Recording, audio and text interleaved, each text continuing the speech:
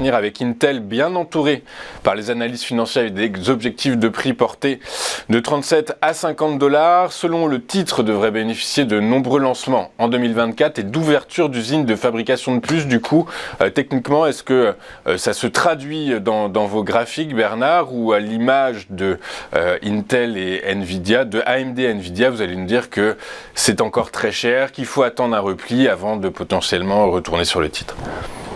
Alors, il faut attendre un repli, c'est ce que je vais vous dire, mais c'est loin d'être très cher parce que vraiment, s'il y a une valeur perdante, une action perdante, une entreprise perdante dans la guerre que se livrent tous les fabricants de puces, c'est vraiment Intel qui, depuis des mois, ne fait plus rien, depuis des années, ne fait plus rien et est très très loin de ses sommets. Bon, ça, c'est dit. Et ça fait plusieurs fois ici même que je vous avais donné des objectifs haussiers systématiques. On avait fait des entrées avec des plans de trading très clairs aux alentours des 31-32 pour des objectifs à 36, 30-50 de mémoire et au fur et à mesure de nouvelles entrées. Ce qui signifie tout simplement qu'on est sur une valeur qui est très en retard. Donc, très faiblement, relativement valorisée, mais justement, puisque vraiment c'est une valeur qui a perdu son leadership dans le secteur, mais très faiblement valorisée, mais qui, sur le plan technique, construit depuis maintenant plusieurs mois et même plusieurs trimestres un retournement qui pourrait être spectaculaire là aussi à l'avenir. Et on le voit bien, sur les 5-6 dernières séances, on a une forte accélération. Donc, on est vraiment sur une valeur qui a bâti un socle, et je vous en parle souvent, des phases d'accumulation. Ce sont des phases où les analystes, les investisseurs ne croient plus, et pourtant, ce qu'on appelle les initiés, ceux qui savent, ceux qui sont au plus près de ce qui se passe au sein de la société, commencent à acquérir les actions, parce qu'ils anticipent ce qui va se produire. Et là, c'est vraiment ce qui s'est passé.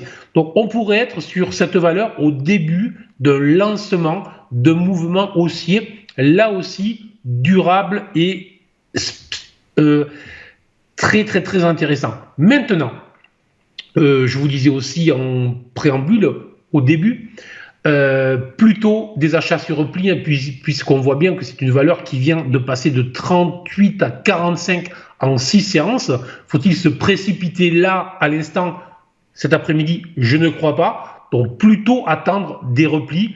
La zone idéale, c'est 39,50, 39, voire même un petit peu plus bas, jusqu'à 37 $, je dirais. Il n'y a aucun risque à se porter à l'achat sur ce titre entre 37 et 39, 39,50, zone d'achat agressive sur ce titre.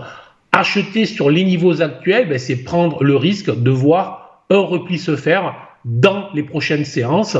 Ne pas rentrer sur les niveaux actuels si ça se poursuit, ça voudra juste dire qu'on ne court pas après parce qu'on est un trader ou un investisseur discipliné, rigoureux, et que l'on privilégie les plans de trading aux émotions, et ça, c'est toujours mieux. Donc, des achats sur repli sur cette valeur.